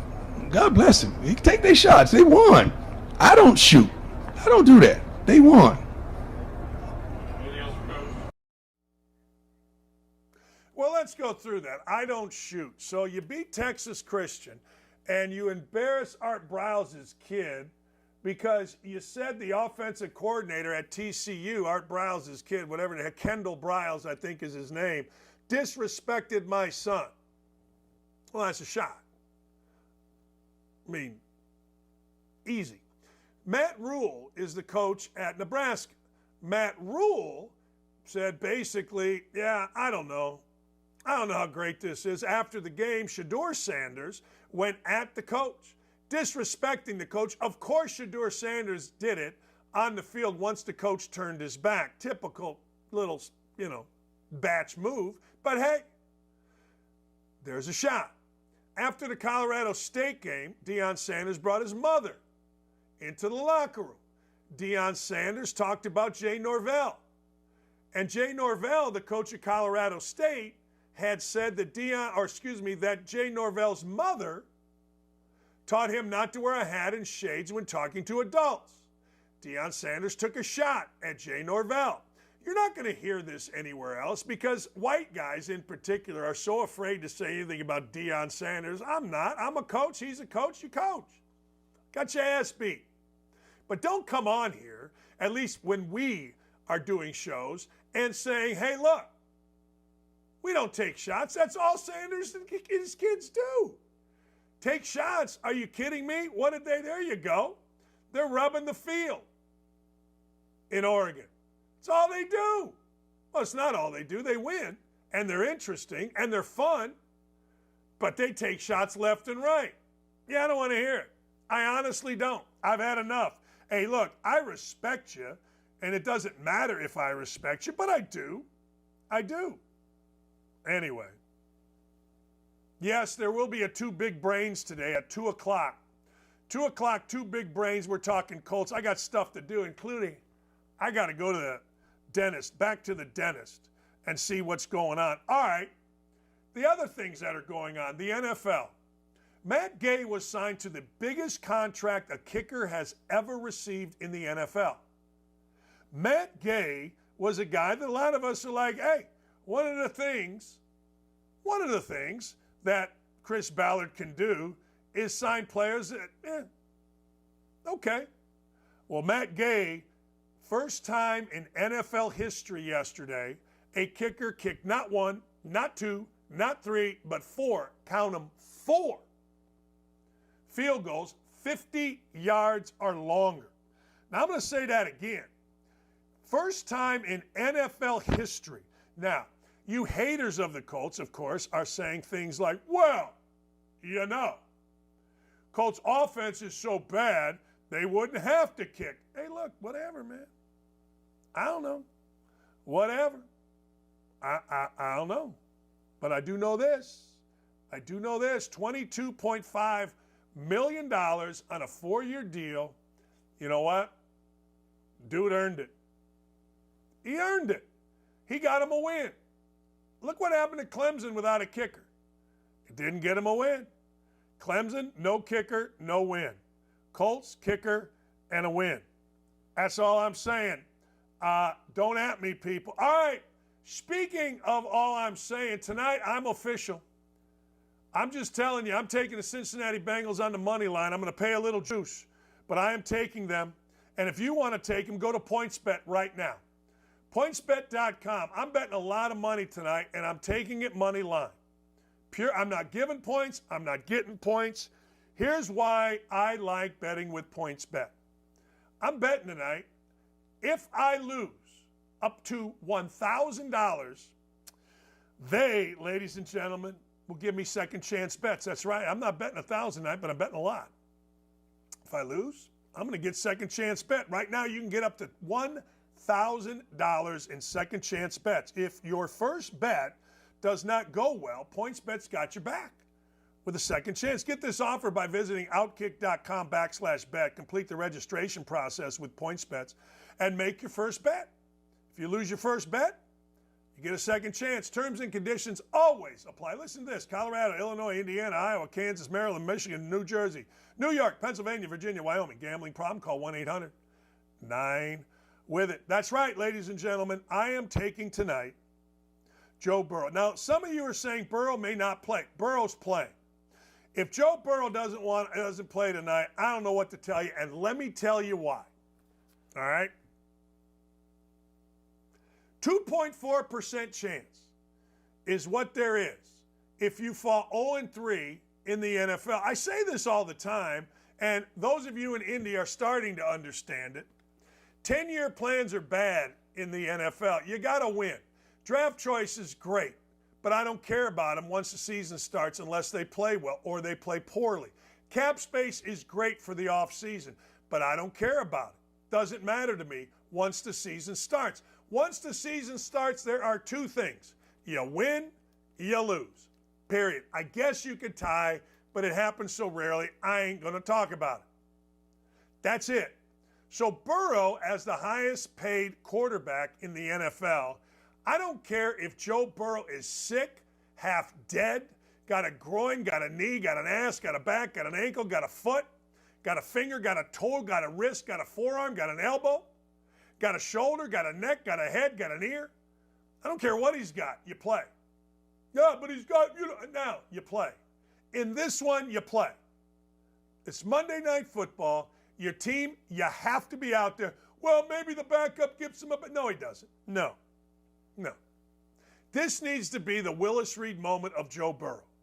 And fellas, ladies, I am all in on it.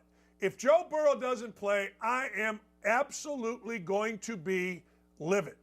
I'm going, not because of the bet, because he's a fraud. And he's not a fraud. He's a winning quarterback. He seems like a cool dude. Everybody likes him. He's a whiz in the kitchen, makes all his own clothes, teaches Arthur Murray dancing. He's phenomenal. But you got to play. You cannot be C.J. Jackson. You cannot sign a 5-year, $82.5 million contract and be so awful at your job with the Los Angeles Chargers that you sit out and don't play yesterday against the Vikings because you're not good enough. All I'm saying. All I'm saying. Just saying. I'm sorry. The Rams come in. The Rams are good. The Rams are nice. The Rams are fine. Blah, blah, blah, blah, blah. Yay, Rod, go fight, win. But the fact of the matter is, I don't care about rematches. No, nothing. You're there, you play, and I don't want to hear about it. And then you go win. And then when you win, we are all talking about you. We are all excited about you. We are all over you. And your toes are tapping. You keep getting the hot girls. And more importantly, you keep getting the respect. R-E-S-P-E-C-T. The respect that you deserve. That's right. OutKick is reporting. OutKick is reporting that Taylor Swift paid the bill of an entire Kansas City restaurant. She paid the bill to get everybody to leave. She paid the bill so that she and her incredible entourage could be in there by herself. She emptied out a restaurant just for her and Travis Kelce. That's right. They paid our entire tab, party of 8 and other parties at the restaurant. I wish I got to see her, but they had a hard close at 8 before they arrived. Yeah, this kind of stuff gives me gas. You got the big entourage. Look, maybe I'm jelly. Somebody said I'm jelly. Maybe I am. I don't know. I don't know what I am anymore. I just don't understand the Taylor Swift thing. I don't. You guys do. I don't. I don't know. This is like a kung fu overdub show. Maybe, according to Van Pasterman on the YouTube chat, she just didn't want those people in there. All right. Okay. All right. Well, I get it. I understand it. I'm for it. But I got to tell you, be careful with that because we'll turn on you. You become a diva, we'll turn on you. We will. Oh, by the way, the Pittsburgh Steelers plane had to make an emergency landing in Kansas City. That's never good. Hey, and maybe I'm wrong about this. This might be a new segment. Dakich admits to being rude. C.J. Stroud, I said, has got bad eyes. I didn't trust him. He went 20 for 30, 280 yards, and 2 touchdowns. He's the first quarterback in NFL history to have at least 900 passing yards, 4 touchdowns, 0 interceptions in his first 3 career starts. It's pretty good. Not only is it pretty good, he got to win. He got to win against Jacksonville. He got to win against the latest all-time greatest quarterback. Yeah, that's right. The latest all-time greatest quarterback, Trevor Lawrence, I told you last week, looks like crapola. But I also got to tell you, I told you that C.J. Stroud, well, didn't have it yet. Didn't say he wasn't going to get it. Didn't say he was. Said he didn't have it yet. But apparently, he's got it now. So if you got it now, hey, man, more power to you. I admit when I'm wrong, and I might be wrong. It would be a first. It would be a first. But I will admit I could possibly, maybe be wrong. Maybe.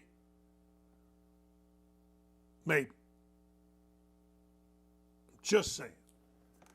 All right. You know what time it is. It's 10 to the hour. We are not only doping, but we're woken and doping. And by the way, I ain't afraid to dope.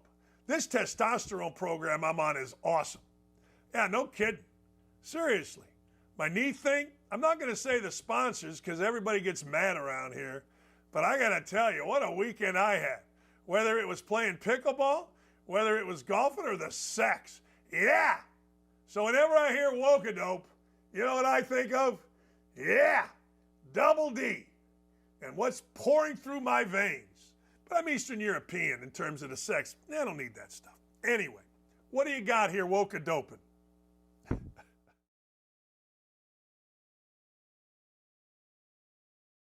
Ooh, look at the head on that. My God. All right, what do we got here? Who's woken and who's doping? Man. Bidenflation everywhere. Look what I did. Did you know this? Did you know interest rates are over 8%? Did you know that? Is this amazing? I mean, when we were rolling as a country, I got it. I refinanced, and I got it under 2. Or maybe just over 2. I can't remember. I went over to the bank over here, Fifth Third. I refinanced, and holy cow. Jeez. Interest rates are 8%. Gas and groceries are skyrocketing. And this clown, our president, is worried about ticket prices. Holy cow. Man, oh man. We are absolutely getting crushed. High interest rates, high debt, high gas prices. Gas prices here in Indiana, at least around me, are around $3.80. I remember when the same gas station had them at $1.79. That's the lowest I remember with Trump, $1.79. And I don't give a damn if you guys want to worry about transgenders or bathrooms. I worry about, boom, my 401k, stock market, gas prices. You don't? Good for you. That's what I worry about. Listen to this. The average monthly mortgage rate, the payment using interest rates when Obama took office would be $1,341. Today, the same mortgage would be $2,384. Doubled. You guys like that guy, huh? You guys are still supporting that guy, huh? Well, if you do, you're an idiot. Or you just, you know what? You're just a woe is me guy. I'm not a woe is me guy. I'm not. I just simply, I'm all about, if you got money to be made, go work for it. What's next? Biden-Fetterman, it's a no-brainer. This is one of my favorites. Look at these two. Jersey Joe, Sniffin' Joe, Pedo Joe, imbecile in chief, moron in chief, with, I don't even know what Fetterman is. Fetterman, of course, did what people do. He went in front of Congress the other day and he started complaining. He started complaining that his stroke and people making fun of him hurt him. Really? Let me ask you a question. Who makes fun of you? Like when you're a congressman, if you don't want to pay attention to anything other than the sycophants around you, just pay attention to the sycophants around you. It's pretty simple. I don't understand what the problem is. But Fetterman apparently pays attention. Stupid. I made a new pack number 16,728. I'm changing my life. No more arguing with people on Twitter.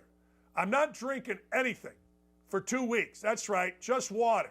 I'm not drinking Diet Pop. I'm not drinking wine. I'm not drinking beer. I'm not drinking anything other than water. Flavored water and coffee for 2 weeks. I'm not going to have a carb for 2 weeks. We'll see what happens. As a friend of mine said, hey, Dan, that'll be a hard 2 days for you. I'm like, yeah, you're right. Anyway, these two morons should not be allowed by children. They should not be allowed in Congress. They should not be allowed in the White House. In that order. Protect the kids. Get these two idiots out of there. Next! Oh boy, I got to get closer on this one. Can you blow that bad boy up? But I like what I'm seeing here. Peter Doocy is crushing souls, and you know I'm...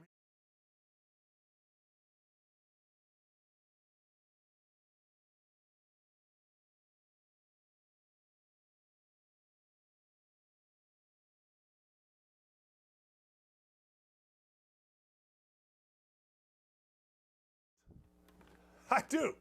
I like the way she dresses. I like the way she looks. She's a lying dirtbag, working for a lying dirtbag, but I think she's kind of hot. As Sage Steele famously said, DD likes the mocha. I don't know about that. I just like women. I like women that I think are pretty. I mean, it doesn't matter if you're black, white, Hispanic, Asian, what do I care? Serbian, Polish? I don't care. I think she's hot. But I'm guessing she's one of those when you open your mouth, when she opens her mouth, you're like, oh, God, not so much. But hey, what do you know? I like it. Couple of things before we go. Couple of things. If you haven't been on Twitter, get on Twitter. Hey, Dan, this is Diet 1,788 this year. This year. It is. But I got to tell you, here's the other way I'm going about it. 16-hour fasting. Yesterday, Saturday night, I had my last bite to eat at 11. I got hungry. I went for the salami and cheese at around 11. Well, you know what? I didn't eat again till 5. That's a 16-hour fast. I ate for 2 hours. I hate when people tell you about their diet, but I'm doing it right now. So today, I haven't eaten today. I got all kinds of stuff here. I actually got this. This is from the other day. I'm not drinking it. I got coffee, and of course, I got my Thursday night mowing league mug full of flavored water. That's it. 2 weeks. My skin's going to glow. My acne's going to clear up. I'm going to be lean, and I'm going to be something. Join me, will you? Please. Please. Anyway, thanks to everybody watching. Appreciate you. Go to YouTube if you missed the beginning of the show. I need your help. Share this all over the place on Twitter and Instagram and everywhere else. Nick, great job. Nick 2, great job. Dylan and Ryan, you're something. Thanks for all the help. Of course, Haley, Beth, Katie, Aaron, Gary, and all the way to the top, the great Clay Travis. By the way, good for Robbie Hummel. Another guy leaves ESPN. Robbie Hummel's a terrific announcer. Robbie Hummel is now going to Fox and NBC. I think Robbie's going to get the opportunity of a lifetime to work with Tirico and Jason Benetti. That's good business, people. Hey, we shall see you tomorrow. Lou Holtz, tomorrow. Promise, 10 o'clock. 2 o'clock today. Go to Two Big Brains on YouTube. Kent Sterling and I are going to break down all things Colts win yesterday. 2 o'clock. Two Big Brains, YouTube. Have a great afternoon, everybody.